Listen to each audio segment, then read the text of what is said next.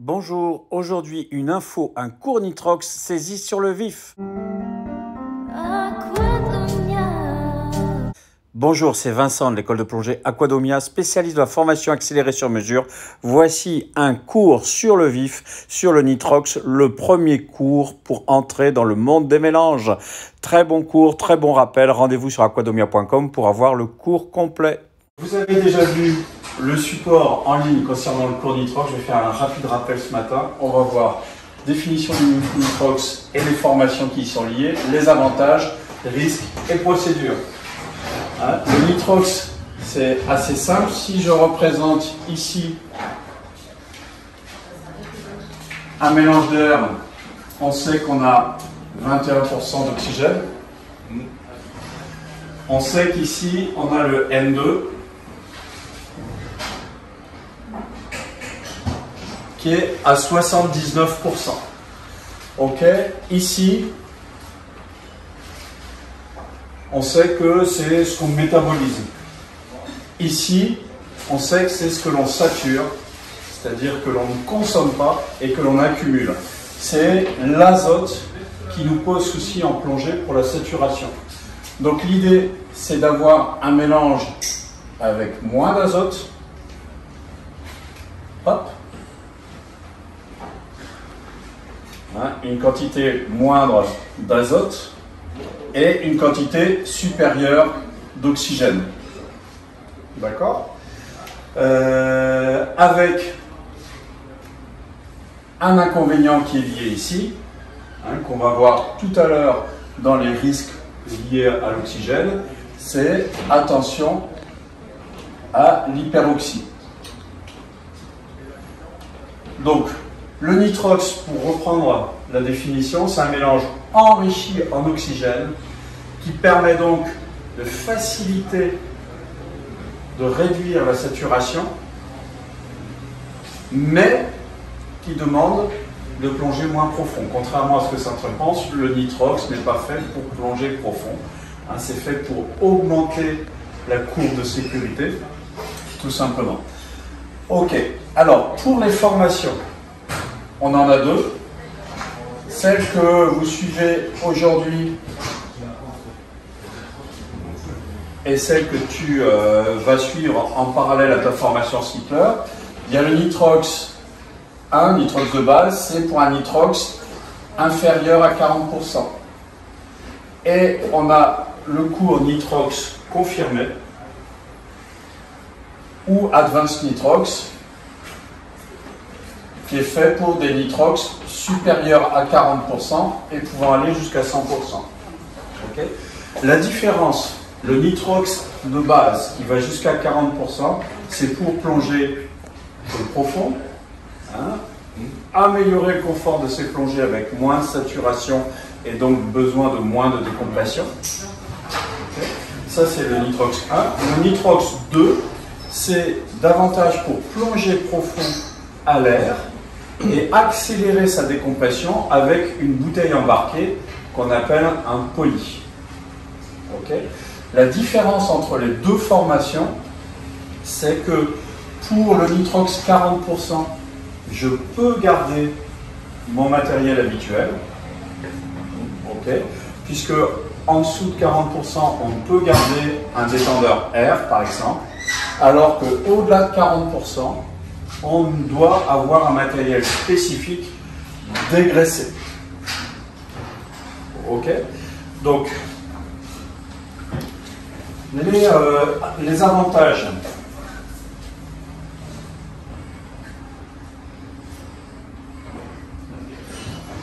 Du nitrox, quels sont-ils ? Réduire la courbe de saturation. On prend moins d'azote. Réduire la courbe de saturation, donc augmenter la courbe de sécurité. Augmenter la courbe de sécurité. Quel autre avantage ? Fatigue. Réduire la fatigue. Et tu as un gain d'autonomie, vu que tu as plus d'oxygène. Alors, gain d'autonomie, il se dit qu'avec le nitrox, on consomme un petit peu moins. J'y crois assez peu, mais c'est vrai que ça doit réduire un petit peu la consommation.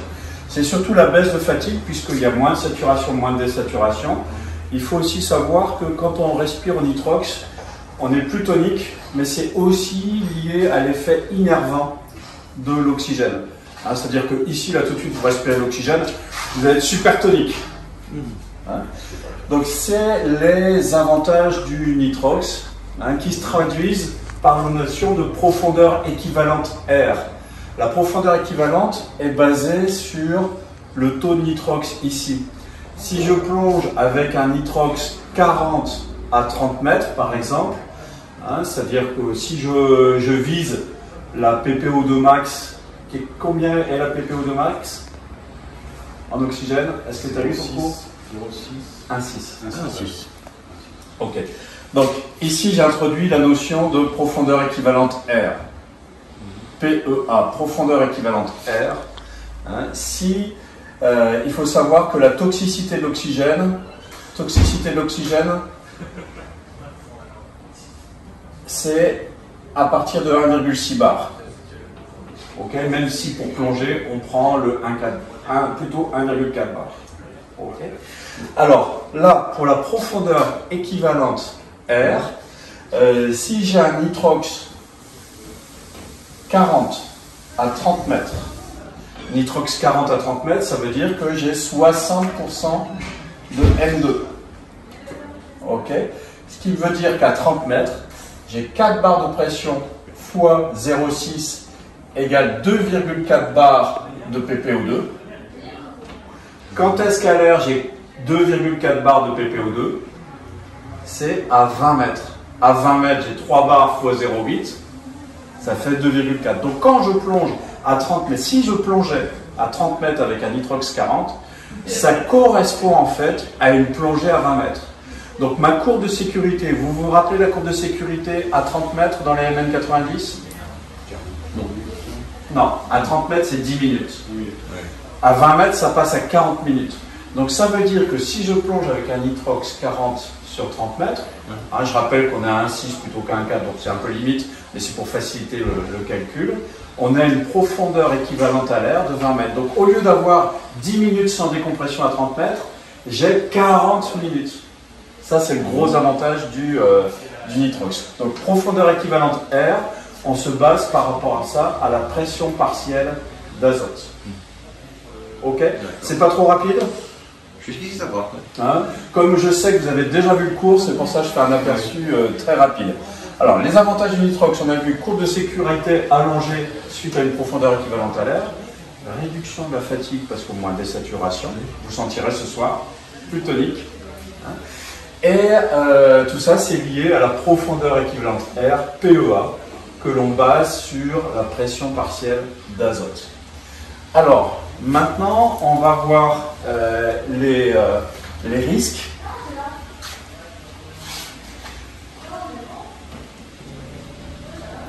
Alors, les risques, c'est, on a vu que la PPO2 tolérable, elle doit être inférieure à 1,6 bar. C'est pour ça, c'est une des raisons pour laquelle la plongée à l'air est limitée en profondeur. Ce qui la limite, en fait, c'est plus l'azote pour la narcose, hein, mais à l'air, on voit bien que si je vais à 60 mètres avec 21% d'oxygène, je suis pile poil à un peu plus qu'1,4 bar. Donc ça reste respirable. Okay. On pourrait aller un peu en dessous, mais c'est l'azote qui ne doit pas dépasser 5,6 bars selon le code du sport. Ok, donc les risques, comment ça s'appelle? Ce qu'on risque si on dépasse 1,6 bar? L'hyperoxie. C'est l'hyperoxie. C'est l'hyperoxie c'est une crise épileptique sous l'eau. Ouais. Avec des phases. Vous vous souvenez des 3 phases?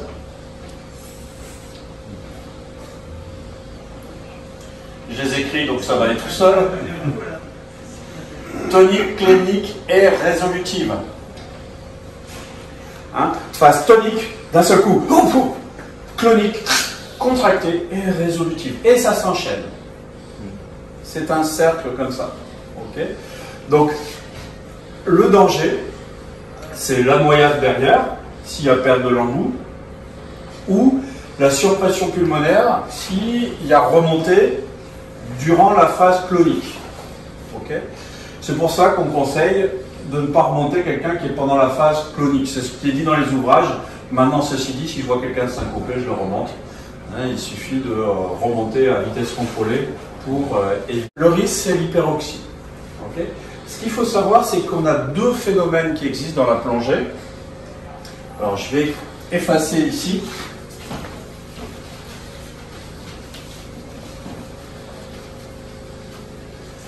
On a l'effet Polbert, du nom de ceux qui l'ont découvert. Les effets Polbert et l'effet Lorin-Smith. Alors, ils sont tous les deux liés à une hyperoxie. L'effet Polbert, c'est le nom le plus court. Donc, c'est quand on est exposé de manière brève à une PPO2 élevée. Ok. Donc, là, c'est vraiment si on est supérieur à 1,6 bar. Okay. L'effet Lorin-Smith, c'est le fait de respirer un mélange suroxygéné sur une longue durée, même s'il est dans les normes, même s'il est inférieur ou 1,4 à 1,6, ça va potentiellement apporter une atteinte au surfactant, donc créer un œdème pulmonaire. Ça veut dire qu'on va commencer à tousser, avoir des problèmes de respiration. Okay.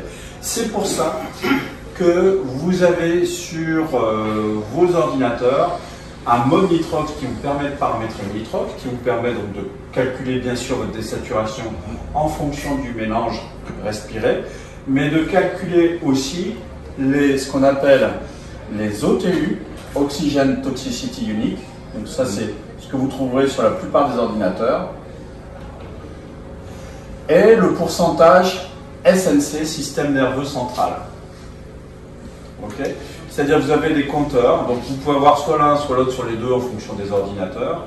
Tout simplement, ça vous met en garde par rapport à la respiration prolongée de mélange suroxygéné, sachant que l'effet Lorin-Smith peut provoquer aussi bien une crise hyperoxique qu'un œdème aigu pulmonaire. D'accord? Donc, ceci dit, en plongée loisir, il faut savoir que, grosso modo, sur une journée, à 1,4 bar, on peut faire jusqu'à 3 heures de plongée.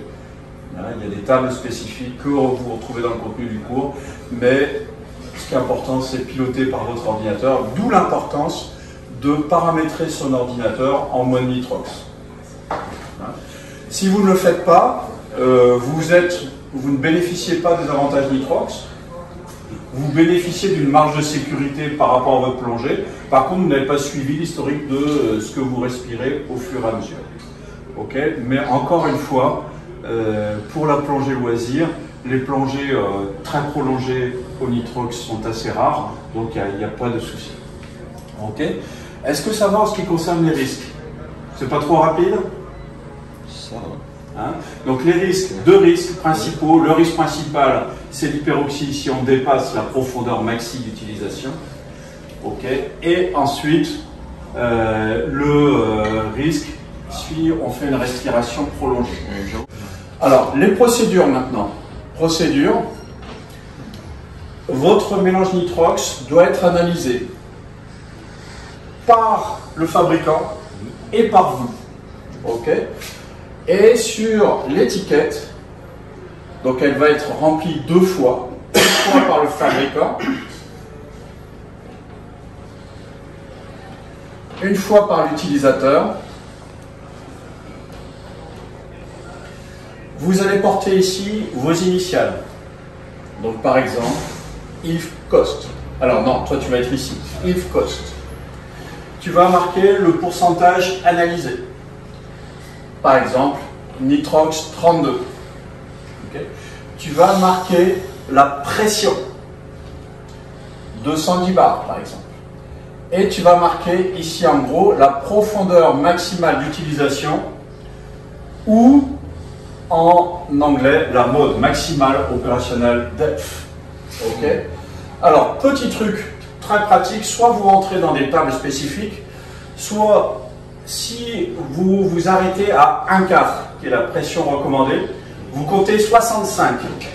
65, et vous enlevez votre nitrox 32. 65 moins 32, ça nous fait 33 mètres.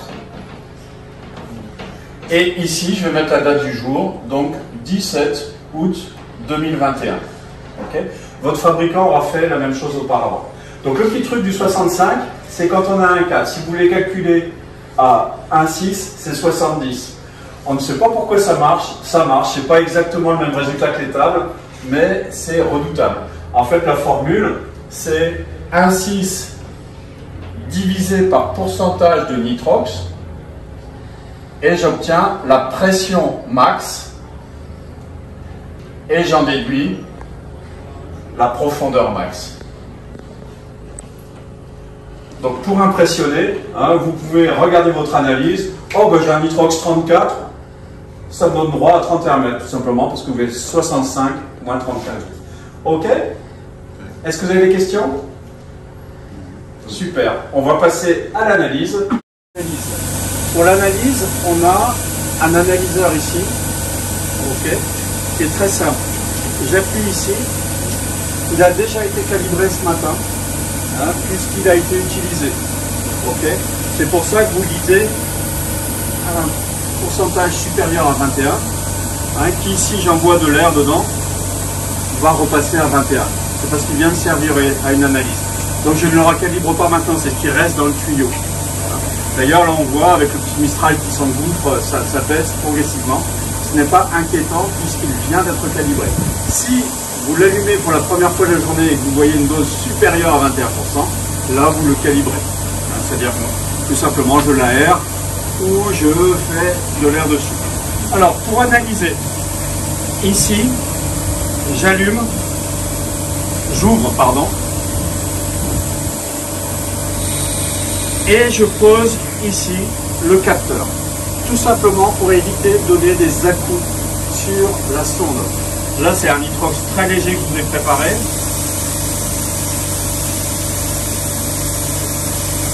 Il est très léger celui-ci.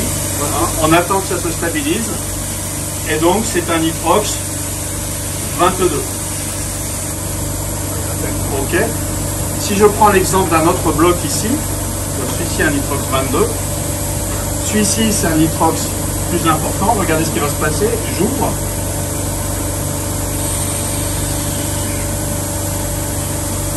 Et là, vous allez voir, ça donc va le éteindre. Ah, il s'éteint. Ça lui arrive. Ah oui. Là, on monte, je ne sais pas si ça passe bien à l'image, un nitrox 38. Ok. Donc, ici 22-38. Moi, ah ben, il avait été analysé déjà par Jules. Donc moi, je vais porter le résultat de mon analyse sur celui-ci. Donc là, voyez-vous, il manque simplement la notion de pression en fait. Hein, donc on est le 17,8. Je mets mes initiales. Ici, c'est un nitrox 22. La PMU, on est sur 45 mètres. 43 mètres si on utilise la méthode de tout à l'heure, hein, ok, en faisant la méthode des 65, et il est gonflé à 220 bars. Ok, là je vous laisse faire votre analyse par la suite et reporter les données. Ok, ça va? Oui. Hein, donc vos initiales, la date, le pourcentage nitrox, la PMU et la pression. Alors si vous avez apprécié cette vidéo, cliquez sur j'aime. N'oubliez pas de vous abonner sur la chaîne. Si vous n'avez pas aimé, je vous rembourse cette vidéo. À très bientôt.